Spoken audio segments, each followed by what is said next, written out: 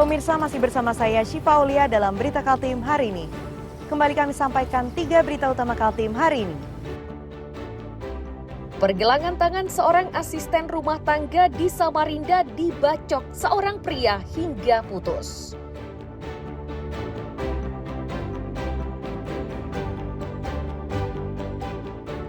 Angka kebakaran di Samarinda tahun 2025 disebut menurun.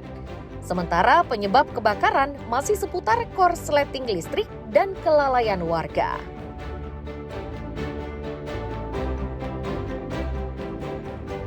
Ratusan pelajar Kutai Timur bersaing untuk menjadi yang terbaik pada ajang sirkuit atletik championship tingkat pelajar 2025.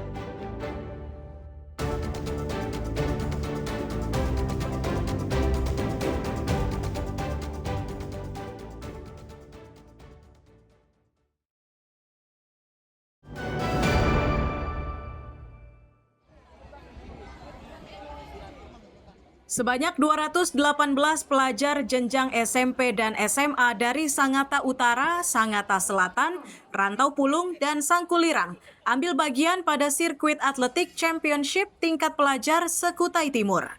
Kejuaraan yang dilaksanakan di Stadion Kudungga, Sangatta dari 15 sampai 17 Desember ini oleh pengurus cabang olahraga Persatuan Atletik Seluruh Indonesia atau PASIKUTIM dijadikan sebagai ajang pembibitan dan pembinaan atlet PASIKUTIM.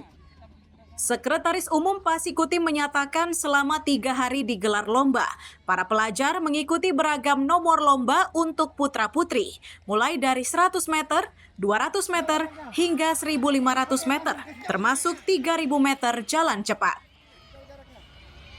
Ini adalah program dari PASI yang dipimpin oleh Bapak Hardoni, yang sekarang juga sekretaris KONI.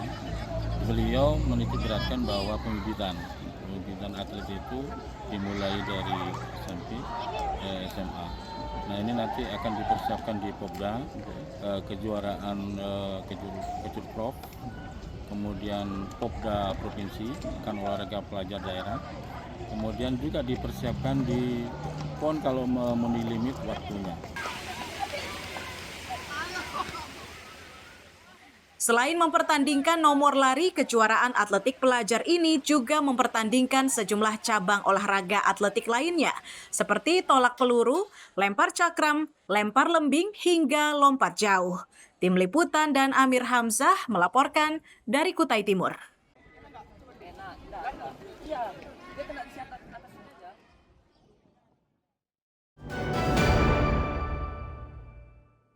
Sebagai bentuk kepedulian kami, Pemerintah Provinsi Kalimantan Timur memberangkatkan relawan Kaltim Peduli untuk membantu penanganan pasca bencana di Kabupaten Aceh Tamiang.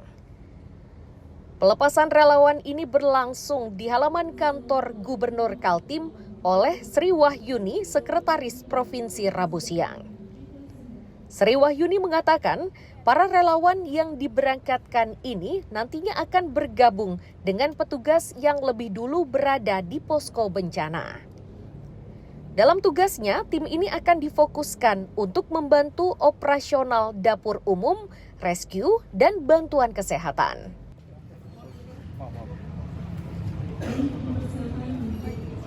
Nah, tim ini datang ke sana tentu sudah dengan mempersiapkan apa yang akan mereka lakukan dan mereka akan berkoordinasi dengan siapa.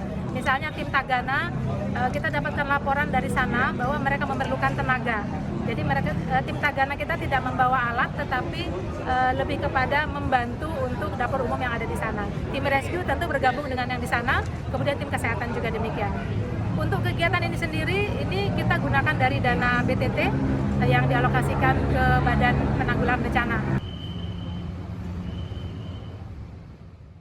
Sementara itu, Ketua Tim Relawan Kaltim Sugeng Rianto menyatakan, relawan yang diberangkatkan telah berpengalaman menangani bencana. Medis itu ada 5 dokter, 1 analis, 1 apoteker, yang 7 perawat. Tagana ada 15 di kami BWD 8 yang terdiri dari administrasi, media pelaporan, yang 4 rescue.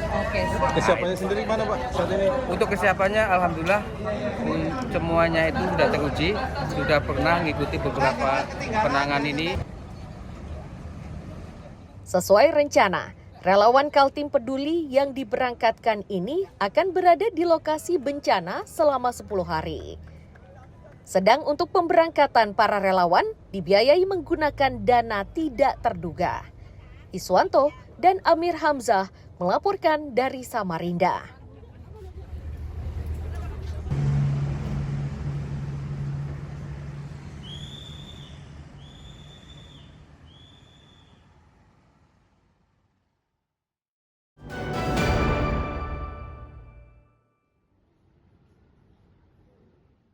Aktivitas membaca yang dilakukan pelajar dan mahasiswa hingga masyarakat umum ini berlangsung di Perpustakaan Daerah Balikpapan pada Rabu siang. Mereka memilih perpustakaan karena di tempat tersebut banyak bahan bacaan yang bisa didapatkan. Meski jumlah pengunjungnya ramai, namun pengelola perpustakaan menyebut minat membaca masih rendah. Penilaian tersebut berdasarkan jumlah kunjungan tahun 2025 sebanyak 17.400 pengunjung. Angka ini belum mencapai 10% dari jumlah penduduk Balikpapan sebanyak 762.000 jiwa.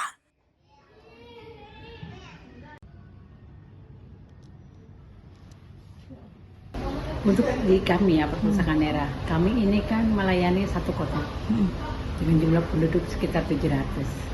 Tapi kalau dilihat dari tingkat kunjungan, ya masih rendah. Kalau di kami. Tapi kami berharap masyarakat bisa mandiri. Maksudnya mereka juga punya koleksi pribadi gitu. Misalnya melalui pembelian buku oleh mereka pribadi. Atau orang tua yang mau meningkatkan minat baca anaknya melalui buku-buku yang mereka beli secara mandiri. Salah satu pelajar mengaku biasa berkunjung ke perpustakaan hanya saat jelang ulangan. Ia memilih perpustakaan sebagai tempat untuk membaca karena buku yang tersedia cukup lengkap. Satu-satunya kendala selama berada di perpustakaan adalah jaringan internet yang lelet, hingga menyebabkan dirinya kesulitan saat mencari literasi pendukung untuk bahan bacaan. Kita sih udah lumayan sering, kalau lebih seringnya tuh karena waktu itu kan kita sempat ulangan, jadi kita tuh mau baca kayak misalnya rumus-rumus matematika atau IPA yang mau dilengkap gitu di sini. Salah satunya kan di sini tuh kan ada wifi-nya. Cuman di situ kalau misalnya kita tuh pakai wifi ini paling maksimal tuh cuma sampai lantai 3. Jadi beberapa anak-anak yang mau menggunakan wifi untuk hal-hal yang seperti misalnya belajar atau yang lain tuh agak terbatas karena wifi juga nggak nyampe di atas gitu. Selain buku pelajaran, di perpustakaan daerah ini juga tersedia buku fiksi dan non-fiksi.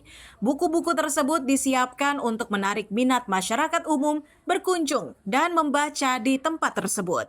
Riani Mantini dan Amir Hamzah melaporkan dari Balikpapan.